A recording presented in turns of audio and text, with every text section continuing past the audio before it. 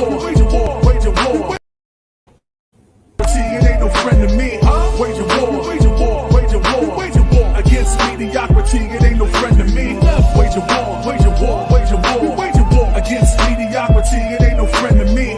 Wage a war, wage a war, wage a war, wage a war against mediocrity. It ain't no friend to me. Waging war on mediocrity, it ain't no friend to me. It's your boy, the motivational teacher to the masses, bringing you a little midday motivation. Holla at your boy if you're out there. I saw where several people were trying to hop on and they can't get the link. Let me resend the link out. For all my people out there, I'm starting to see people pop on, say what's up to your boy for a little midday motivation. Hey, what's up, Vaniqua? How you doing? Hope everything is going well today. I'm about to share this out. Y'all give me about 30 seconds. I promise this will not take me long today. I had a couple people already reach out to me about it, that they could not get it, get the link. Hey, Mom. Hey, Rajetta. Thank you for joining me. If y'all would, please share this. It would mean so much if you always share this little midday motivation. I'm not going to be on here long today. I'm going to pop on here. We're going to break a little bread. I got one specific thought that I want to talk to you all about today. One specific thought that I want to talk to you all about today. Not going to be on here long. Hey, Angelique, thank you for joining. Thank you for hitting me up and letting me know there was nothing attached to that message I sent out. Hey, y'all, this is a little midday motivation. I told you all once we finish basketball season, the motivational teacher to the masses will be on here a little bit more live. Right now, I'm at the barbershop. My boy's in there getting a cut. I thought I'll hop out here and say what's up to my people. Today, I want to talk to you for a brief moment about there is no shortage of success. There is no shortage of success. I know sometimes we believe that success is only relegated to the top 1% of Americans. Sometimes, even if you watch the news, they'll say, you know, it's the top 1% that make all the money, and then everybody else is just trying to fit in where they can fit in. I came to break bread with you today and to let you know there is no shortage of success. If there's something out there that you want, trust and believe in your boy, you can get there. You can get there. I know the whole crabs in the barrel mentality is so alive out here in the world today, where people don't want to see anybody that do well that they feel like that they're not doing. Oh, I don't want to see this person doing better than me. I don't want to see this person having that. Let me tell you something about what I know. That person can be successful and you can be successful also. It's just about you putting in the work. It's about you deciding that I broke bread on that motivational Monday ago when I talked about mind over matter. I broke bread on that one. Like, success is imminent for whoever believes that it is so. There's no such thing because this person, if Stephen Jobs come up with Apple, then it must mean that Bill Gates can't be successful with Microsoft. Ladies and gentlemen, that's wrong. Or Google can't be successful because Zuckerberg is successful with Facebook. They can both be successful and coexist at the same time. We have to move beyond the crabs and a barrel mentality and think that because if I sow into somebody else's vision or if I give into someone else's vision, that it somehow determines that I can't be successful and that person can't be successful.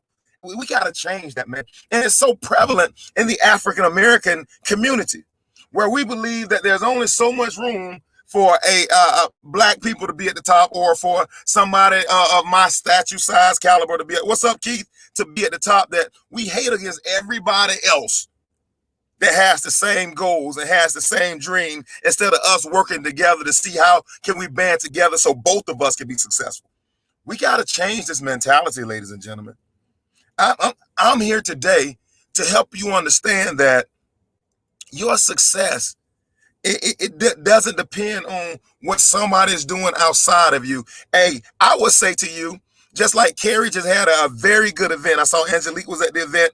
Carrie had I would say, man, support those events. Support people that are trying to do what you are trying to do. Support people who's going above and beyond in the area that you're going above, that you choose to go within.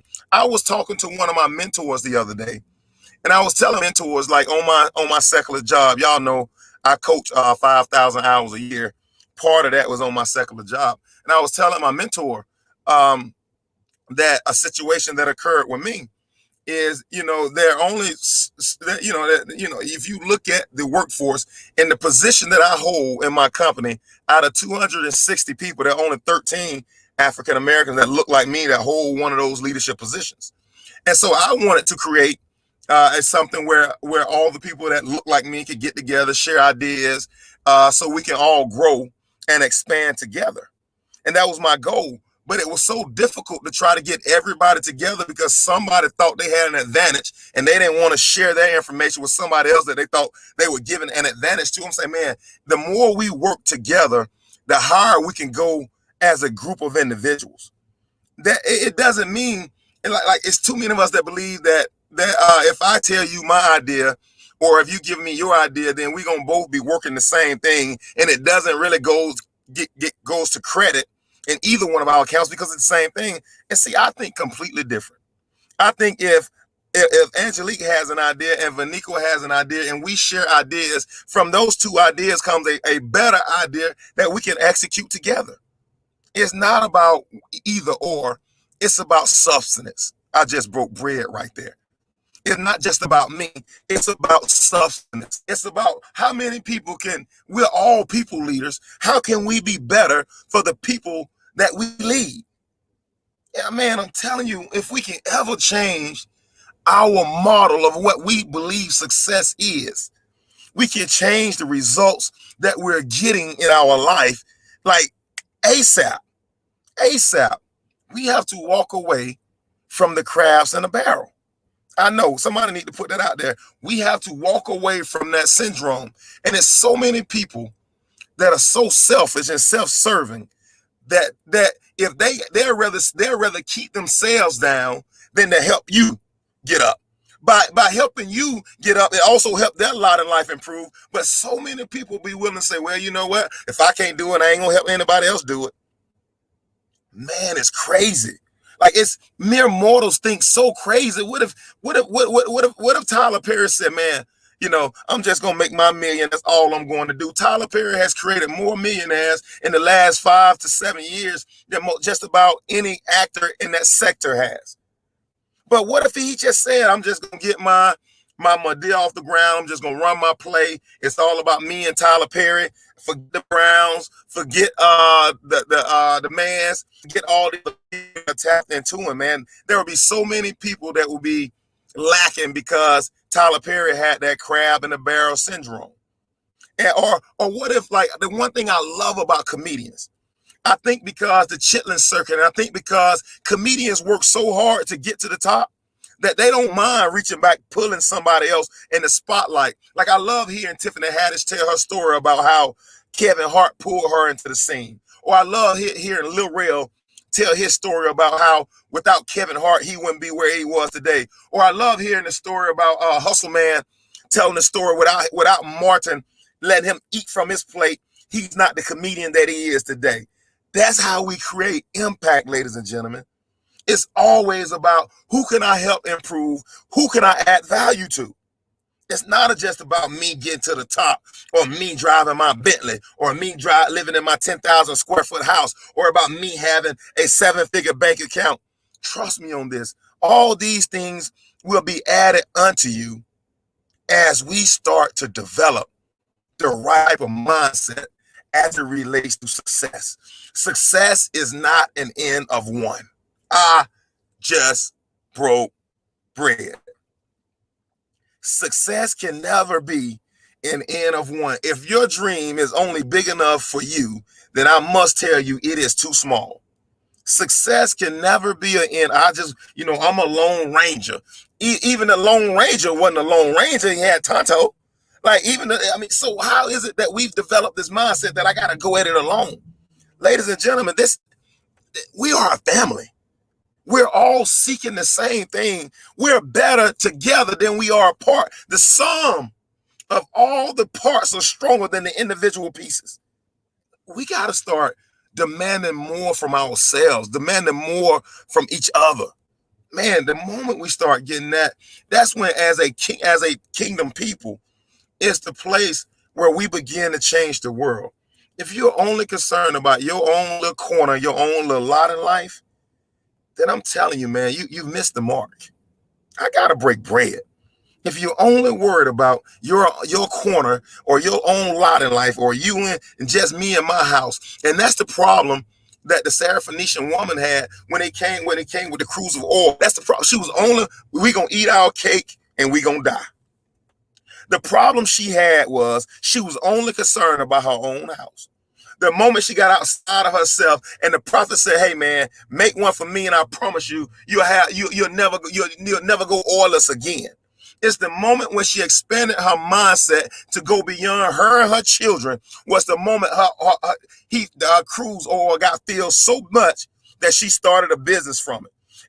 Matter of fact, they said the oil flowed so much until she didn't have any other containers to contain it. If she had had more containers, it would have been able to present more oil. See, the moment we start getting outside of our own little private, intimate, it's all about me and my family, is the moment when you can have tremendous impact. The moment if we allow ourselves to continue in the mindset that is just about me and my house, we'll do just what we said. I'm gonna have a little cruise of oil for me and my family. We'll be sustained as long as we're alive on this earth, and then our impact is gone after that. I'm challenging you to begin to think bigger about your vision. I'm challenging you to begin to think bigger about you. I'm challenging you to believe your vision is big enough that you can incorporate some other people and help them be better along the way. I have a mentor that I'm talking about my secular job, I'm not talking about my business. Because I mean, on my business, it's a business.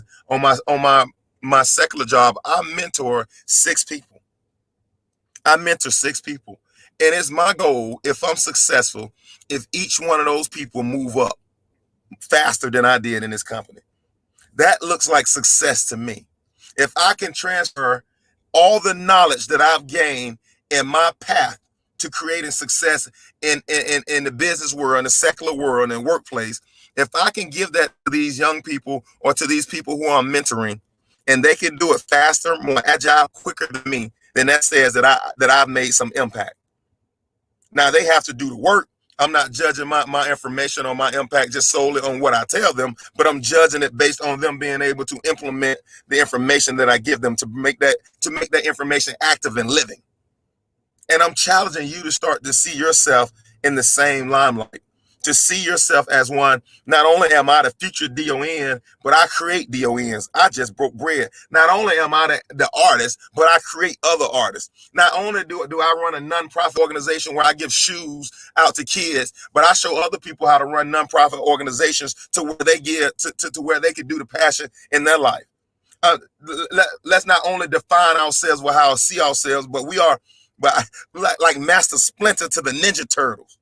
You better believe, because our process has been so tight and that we've had to go through every bump and bruise. And a lot of time we like, God, why is my path so hard? But it's that moment where he's teaching us to be able to teach somebody else. I love it that the Bible said Jesus had to be touched with our affliction. Boy, I just broke bread. That he had to become like the people that he was redeeming. That's why you don't cry about what you went through. Just know that you had to be touched with that affliction. It wasn't because you were a bad person, or it wasn't because you had bad parents, or it wasn't because somebody touched you in a place. It wasn't because you had a divorce. It wasn't because you had a lot of debt. It wasn't because you had to be touched with that affliction so you can create more leaders. Come on, Keith. Leaders create leaders. So you could be touched with that affliction so you can talk to other people about how to overcome that. Don't look at your life like I failed. Look at it like I've gained a new experience to give me a broader platform so I can reach more people. Man, I just broke bread. My boy, Paul said, I think it was Paul said, I become of no reputation. The moment we become of no reputation, the great I am can awaken our I am to do that which he pleased to do through us. I walk away from who I was yesterday to walk into who the great I am is calling me to be today. If that means that I help somebody, if that means that I take my knowledge where I haven't fully gained the masses, but if it means that I have to take the information that I've gained and give it to somebody to help them reach their masses, then I got to give it up. Why? Because I'm blessed to be a blessing. I'm blessed to be a blessing. Angelique just said it. We're blessed to bless others. And the moment we start believing that is our truth, the moment we start creating, we're not worried about how the great I am is going to do it through me. The moment we start worrying about all these things is the moment where we can gain true success and we can be trusted with the true riches. Ladies and gentlemen, it's your boy, the motivational teacher to the masses. I want to drop you a little gem that says, success, there is no shortage of success. It's meant for all of us. We don't have to be crabs in a barrel. We don't have to be the barrier of bad news. We don't have to talk about somebody else's product to make our look better. We don't have to go at competition. Why? Because the value that you bring to the workplace speaks to itself. It's your boy. Thank y'all for hopping in here for a quick edition of Midday Motivation. Now that basketball season is over, I'm gonna start hopping on here a lot frequently. So make sure your notifications are turned on, because your boy gonna be dropping gems all the time now. Man, thank y'all for hopping on for me. Get rid of your fear. Leaders create leaders. I really do appreciate any time that you all spend with me. Is time well spent. You all motivate me as much as I motivate you all. And until next time, I am challenging you to wage war on mediocrity. Your boy is out. It ain't no friend to me.